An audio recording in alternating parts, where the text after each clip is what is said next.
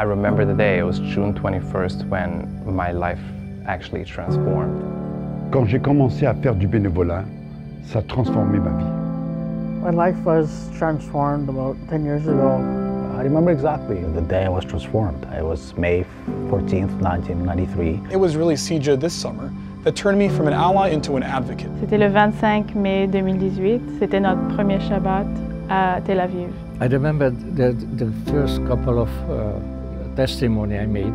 I said to myself, that's it. I just can't talk about it. It's too painful.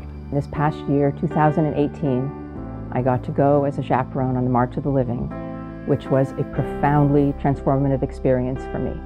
Quand moi j'arrive, les gens sont là, ah c'est Monsieur la Soupe. On m'appelle Monsieur la Soupe. En faisant du bénévolat au café, j'ai vu beaucoup de gens qui bénéficiaient de ce service et le café donne cette opportunité pour donner cette chance à ces gens pour pouvoir se remettre en place, quoi. I stood up numerous times and I challenged the BDS people, and I knew that I was standing up where others maybe didn't want to stand up. I spent 3 weeks in Israel. It was my first time in Israel. Definitely a transformative experience.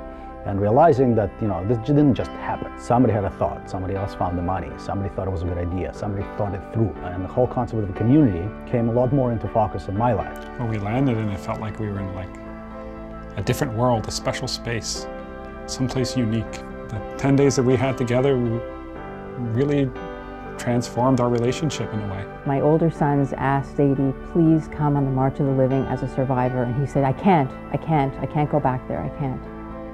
And then, my daughter, she said, Zadie, if you don't tell me the stories, what am I going to tell my children?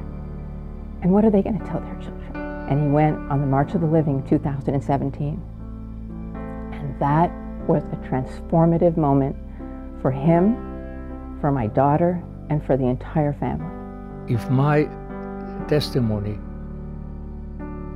changed only one person's way of thinking, I succeed.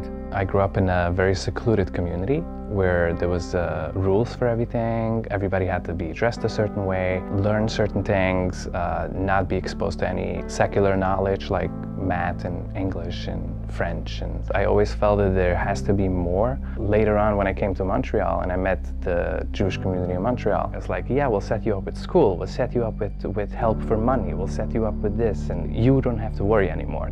That's how I felt. It gave me a little reassurance that I'm not alone, even after leaving my family and everything. La communauté juive de Montréal m'a aidée quand j'étais encore en France, en me disant tu ne seras pas seule. Donc à 36 ans, j'ai décidé de quitter Paris. Les gens m'ont accueilli, m'ont ouvert les bras, m'ont donné ma chance. 10 years ago, I was homeless. I was thinking how to survive until the next day. If I didn't have the community behind me, I was supported by my parents and my friends, there's a good chance that I probably won't be talking to you guys today. It's so important that we as donors understand the impact that our dollars are making.